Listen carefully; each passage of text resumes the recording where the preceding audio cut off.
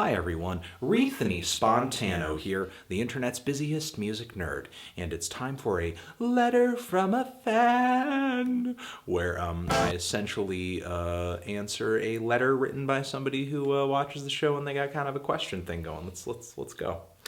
Dear Anthony, I've been a big fan of yours for a few years now. You've introduced me to a bunch of artists that I now consider to be my favorites.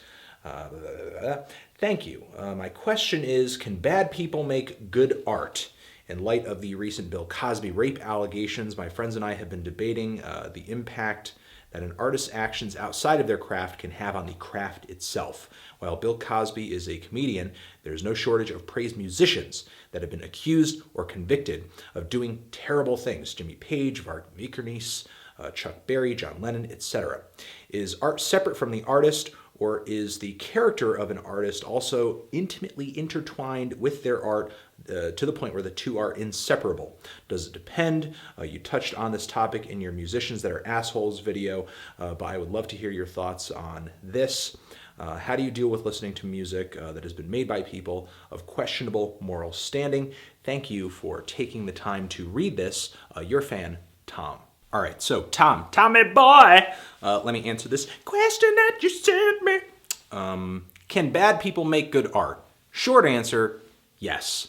Long answer, since good music is almost completely subjective, what you're really asking me is, can someone of questionable moral standing, or at least someone who does not align with my personal morals, make art that emotionally resonates with me, that I find entertaining? Over the years, there have been leagues of seedy individuals in the music industry, on stage, behind the scenes, or maybe even behind a printed page. If you want morality, pick up a book or a written piece by Plato, Aristotle, maybe a bit of Socrates or Rousseau. If you want entertainment, pick up an album. Musicians are famous for making a piece of art, a piece of auditory art. They're not famous for fantastic life decisions, but I do sort of understand the concern. One, these artists, if they do become famous, they are public figures, and everything that you do while you exist in the public eye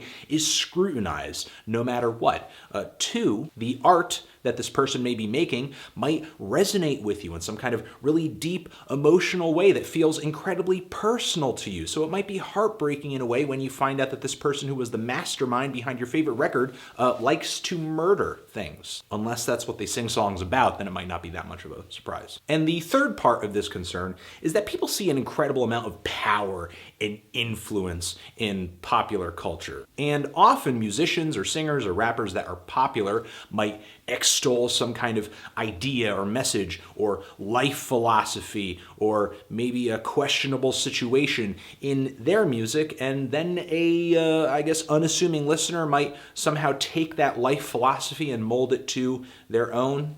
YOLO! Now, emphasis on that might happen, because there are no trustworthy statistics that I could show you that could prove any such thing in a quantitative, numeric way, like X amount of people that listened to this song about selling drugs actually ended up selling drugs. And if there was such a study, it would have to prove the statistic is causation and not just correlation. For example, consider the number of people who tried smoking crack after listening to Viper's "Y'all Cowards Don't Even Smoke Crack." Most likely zero. Even I myself cannot pick up the pipe to prove his challenge of cowardice wrong. And after the release of Tyler, the Creator's Kill People, Burn Shit, Fuck School, we saw no statistical increase in people killed, shit burned, and schools fucked. Though I am sure that Kevin Gates has turned quite a few people on to booty eating. But there are some artists that seem to have some kind of socio-political or mental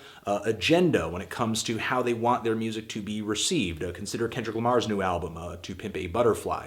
But also consider on that same album the line where he's talking about the message and the sort of music that he's making, not reaching his younger sister. It's kind of weird. When we hear music that we think has a good idea and a good philosophy to it, we sort of see it as not resonating with anybody and not affecting everybody. anybody. But when we look at somebody like Chief Keef, we're kind of afraid that somebody might see his music videos and hear his music and then want to go push a wig back. Or maybe we're worrying that the new Run the Jewels album is some kind of misogyny cosign. Again, this phenomenon of music and the artists behind it directly changing and impacting the moral ideals and the actions of the people listening to the music and listening to these artists, it's not something that is easily measurable. And for those who might see a Chief Keef song and think that he drives people to be violent, I think the only way you can jump to that conclusion is that you are so outside of that culture and you are so just out of touch with it that you have no idea as to what the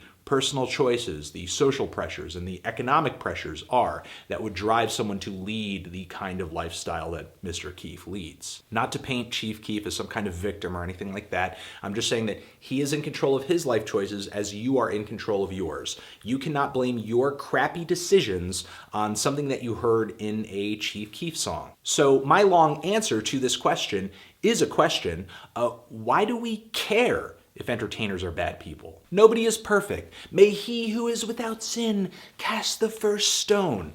It's cliche, but it's true. Maybe influence isn't really an issue for you and you just want to make sure that you're not exposing yourself to anybody that you might disagree with on moral grounds. I sort of understand that. The audience wants to buy itself and support the artists that they most closely relate to, or at least they feel like they relate to. Which honestly, in my opinion, is a pretty shitty ideal to seek. There are tons of artists in my record collection here whose albums I would just need to throw away if I were just specifically trying to hear people who I identified with ideologically and philosophically and morally. There are records that I think have redeeming qualities or I even love from people such as Freddie Gibbs and Madlib or Waka Flocka Flame, or maybe even Nick Cave, who has tons of songs that depict murder or maybe even rape. Things I would not do, but that doesn't mean it didn't make for a compelling piece of art, and it doesn't necessarily mean that the artist is giving you the okay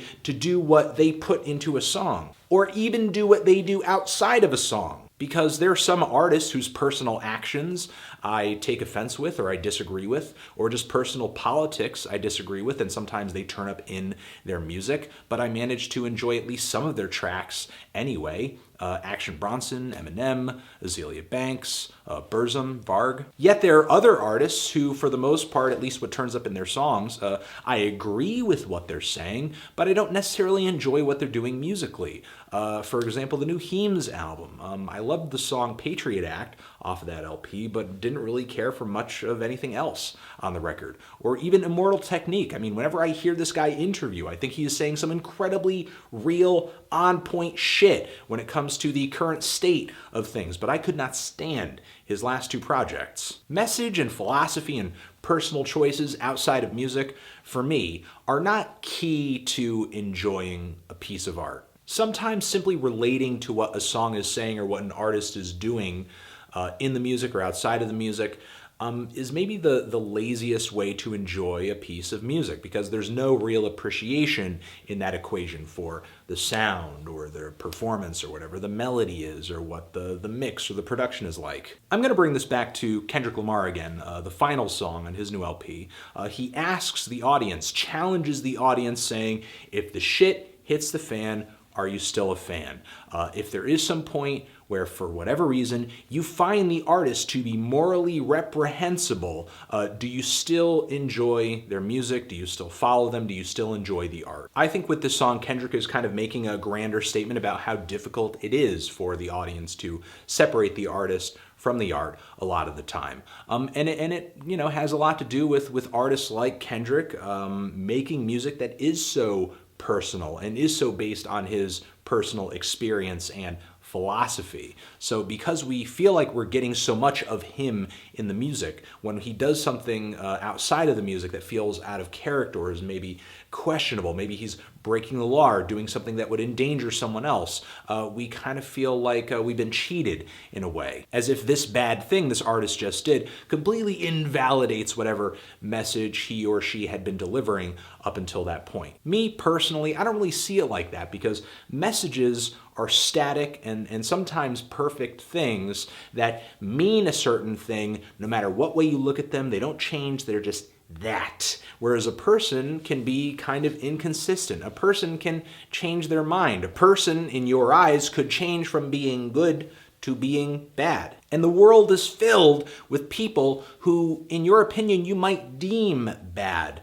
And I don't know, I personally find it better and more interesting and maybe more constructive to kind of work with these people, or at least, I guess, keep conscious of them, rather than shut myself off from all of them, which I think is pretty unhealthy, takes away any chance for maybe you to have a learning experience, takes away any chance for maybe you to influence this person. The world is filled with people who you might deem bad, whose moral compass does not align with yours. And some of these people have made your favorite albums. Maybe they're just good at hiding the bad things that they've done because they're private people and they don't want the drama. Musicians and music aren't really looking for your moral compass. I have my opinions on music, which again are completely subjective. You're free to disagree with anything and everything I say in regards to the quality or the character of an album. But I'm not going to try to shame some musician I listen to on the internet because they might have committed some crime or done some kind of heinous thing, or maybe have said some offensive stuff. That's not really my place. And for those who do see it as their place to kind of police the moral decisions of others, okay, those are essentially my thoughts. Can bad people make good music? Thanks for writing the letter. You're the best. Transition. What do you make of all this crazy stuff I just said? Pretty crazy, right? None of it made any sense. Well, let me know down in the comments. Cool? Cool. You're the best. I believe in you. You're number one. Don't forget that. Anthony Fantano. Can bad people make good music? Forever.